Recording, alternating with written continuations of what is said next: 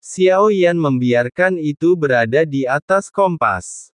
Namun, setelah memikirkannya sejenak, Xiao Yan sepertinya menyadari sesuatu, dan merasa tidak pantas duduk bersamanya seperti ini.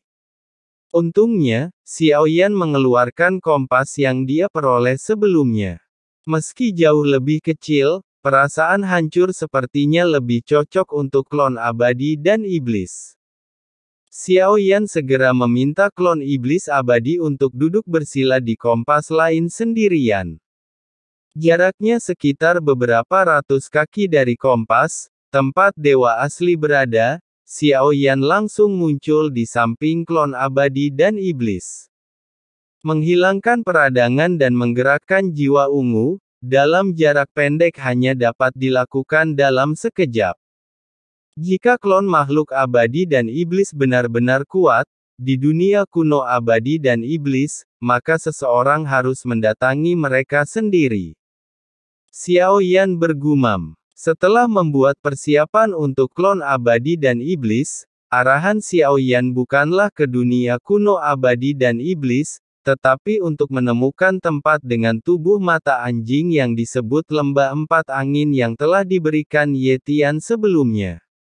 Meskipun Gou Yan hilang sekarang, Xiao Yan telah berjanji pada Gou Yan sebelumnya bahwa dia akan menemukan tubuhnya. Namun, nama asli orang bermata anjing ini adalah Daji, dan sepertinya dia pernah sangat terkenal. Kenapa dia berakhir dengan tubuh hancur? Xiao Yan mau tidak mau memikirkan alasannya. Kemungkinan kematian dalam pertempuran terlalu kecil, dan makhluk seperti itu bisa menjadi sangat kuat bahkan dengan satu bola mata. Xiao Yan benar-benar tidak bisa membayangkan dia atau Ye Tian bisa membunuh mereka. Jika dia tidak mati dalam pertempuran, maka setelah memikirkannya beberapa saat, Xiao Yan tidak bisa memikirkan orang ketiga kecuali Xie Zun dan Zun Sang yang bisa melakukan hal seperti itu. Sekarang tidak masalah apakah Taji adalah salah satu bidak catur atau bukan. Xiao Yan melihat klon abadi dan iblis di kompas di belakangnya dari waktu ke waktu. Xiao Yan tidak cemas seperti yang dibayangkan Gou Yan. Bahkan Xiao Yan sendiri pada awalnya tidak merasakan apa-apa setelah mata anjing itu menghilang.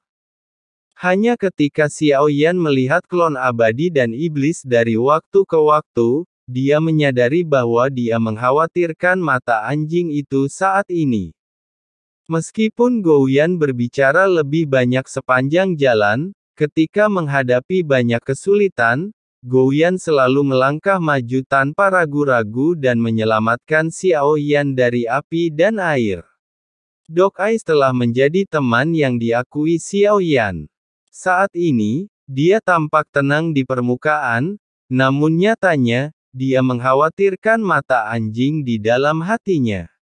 Siapa yang tahu apa yang akan dilakukan terhadap mata anjing jika mereka tidak dapat menemukan cara untuk memperbaiki penghalang dunia?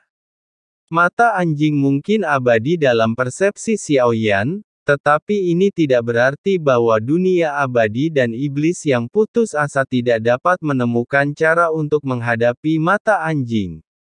Dunia abadi dan iblis, apakah kamu mengambil bola rohnya? Xiao Yan tiba-tiba berbicara dan berteriak ke dalam kehampaan. Namun setelah beberapa saat, tidak ada jawaban dari keinginan makhluk abadi dan iblis.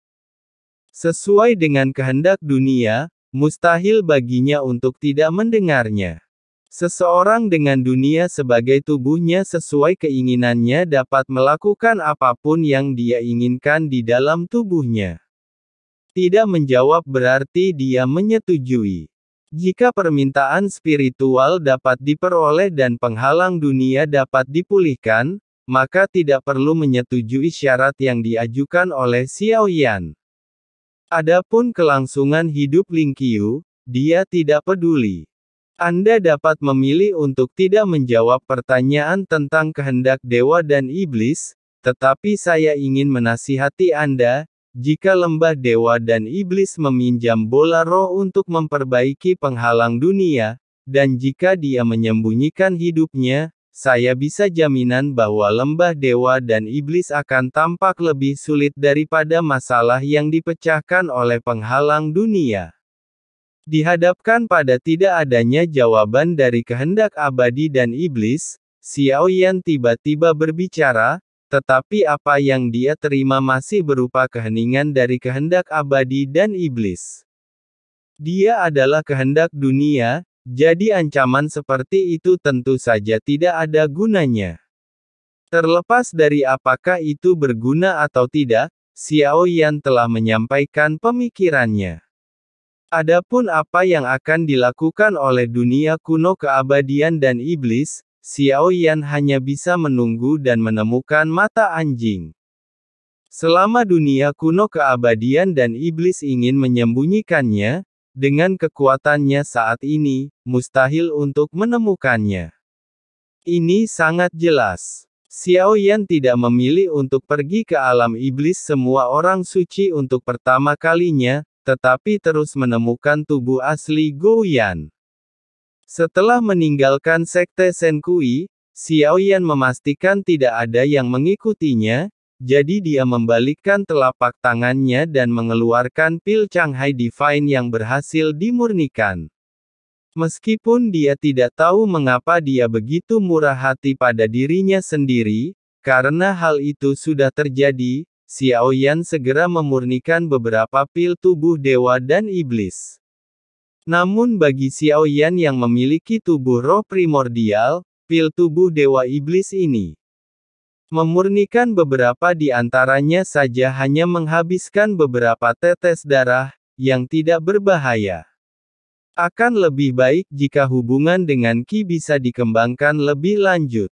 Qilah yang memimpin perluasan cabang Zaitun ke Xiaoyan, dan Xiaoyan hanya mengikuti. Setelah pemurnian berhasil, Xiaoyan mengirimkan pil ilahi Jiang Changhai dan pil tubuh iblis ilahi ke dunia kekacauan, dan Wei Tuoi menyerahkannya kepada Qi. Xiaoyan tidak berhenti, matanya tertuju pada klon iblis abadi untuk beberapa saat, lalu dia melambaikan tangannya, dan kuali obat muncul lagi. Obat kuat dapat meningkatkan kekuatan saya, tetapi perlu disempurnakan menjadi Changhai Sendan dengan terus menembus level pengobatan. Tapi aku harus terus menerobos tingkat pengobatan agar berhasil menyempurnakan Changhai Sendan. Setelah itu, saya dengan jelas memperhatikan peningkatan kekuatan. Saya bertanya-tanya apakah saya dapat menggunakan seni pemurnian obat untuk menembus kekuatan tingkat ke-9. Xiaoyan mengeluarkan pil 9 naga yang sejati, yang merupakan pil yang dipercayakan untuk disempurnakan oleh 4 dari alam kekacauan. Setelah memikirkannya sebentar sambil memegang pedang giok ramuan, Xiaoyan menyerah untuk menyempurnakannya. Sekarang saya perlu menyempurnakan ramuan tingkat tinggi. Tingkat ramuan Jiulong Zenyang tidak rendah, tetapi masih belum sesuai dengan keinginan saya. Sambil bergumam, Xiaoyan menggerakkan tangannya dan mengeluarkan total 3 ramuan, Changhai Sendan dan pil anti peradangan ramuan tubuh umum dewa dan iblis, yang telah dia sempurnakan. Saat menyempurnakan pil ilahi Changhai, Xiaoyan hampir memurnikannya berkali-kali hingga mencapai batas keterampilan alkimianya saat ini. Mungkin justru karena inilah dia menyadari adanya peningkatan pada kekuatannya sendiri. Oleh karena itu, anti peradangan memerlukan pemurnian ramuan bermutu tinggi yang berbeda, atau membuat ramuan tertentu mencapai tingkat yang lebih tinggi. Levelnya, mungkin itu mungkin saja. 2 obat antiinflamasi pertama telah berhasil disempurnakan. Saya belum sempat memeriksa pil antiinflamasi yang ketiga ini. Xiaoyan sedikit terkejut ketika serangga mimpinya muncul kembali dan melihat nama ini lagi. Namun, pengenalan pada slip giok membuat Xiaoyan berpikir dengan dingin. Obat mujarab ini mampu membuat penggunanya tertidur lelap. Melihat kembali kehidupan ini, efek pil ini sangat sederhana, namun efeknya sangat misterius, bahkan membuat Xiao Yan menganggapnya luar biasa. Mereka yang bisa memikirkan ini pasti memiliki banyak keengganan dalam hidup ini. Bahkan ketika Xiao Yan mengingat masa lalu, dia merasakan terlalu banyak keengganan dan terlalu banyak ketidakpuasan. Ayahnya, kakak tertua, dan kedua sepertinya tidak ada hubungannya dengan dia saat ini, dan mereka sudah menjadi masa lalu. Saat Xiao Yan sedang berpikir, dia merasakan sakit yang menyayat hati. Dia sepertinya merasa telah melupakan sesuatu.